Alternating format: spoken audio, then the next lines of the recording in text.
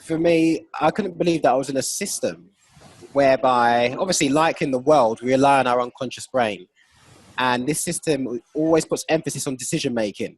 But the only work that went into it was a coach on the side shouting out, decision making. That was it. There was no training. There was nothing. And I don't get it, especially when you break down football, if you look at all the players in the Premier League, you can probably take away, say, about 40 players who physically, in terms of their ability to be able to be very agile and turn corners sharp, all the rest are capable of doing the same thing. And what separates them is what goes on in their mind. Right. This is fundamental in sports anyway, but in football, I look at it that in every half second, the game changes. And the player has to delete so many images that they can, first of all, they've got to construct the images in their head. They've got to then delete the ones that are, not even worth their time. But then they've got to take into consideration the speed the ball travels to them, which foot they're going to use to control the ball, how they're going to control it, stop it within their feet or stop it outside of their feet. Are they going to take one touch or are they going to take multiple touches? Are they going to use the inside of their foot, the outside of the foot, their laces?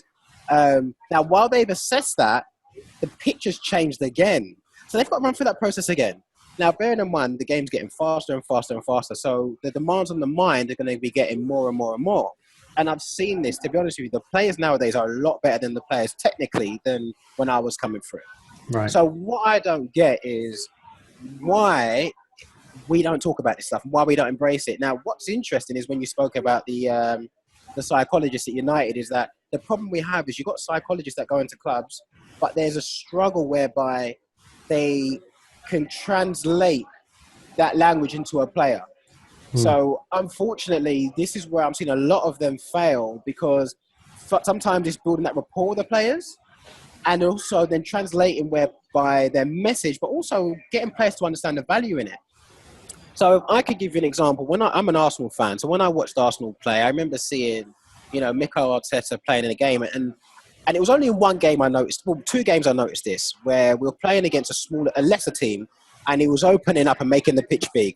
When we played against a team that was a bigger team and had more riding on the game, he would do wall passes. He wouldn't turn out.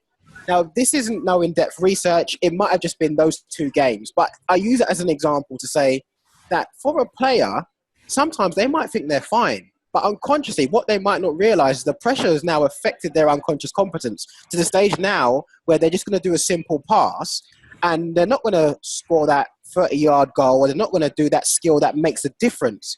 Now, it's not a case of just dismissing it and saying, okay, it's a bigger team they're playing against, so they're incapable. No, they are capable, but it's just a case of what's happening to them, what is happening with the environment, whether it be their teammates have changed, so it might not even be them. Their teammates have changed, so it's affected their performance, or what's going on within them that's making them change. And I just wanted to start that conversation. I just think we need to get more coaches buying into it. I think as soon as they understand it better and we educate players from a younger age, because by the time they're adults in the first team, some are open, but they're already conditioned. I think if you get it in from a younger age, they will then start to see the value.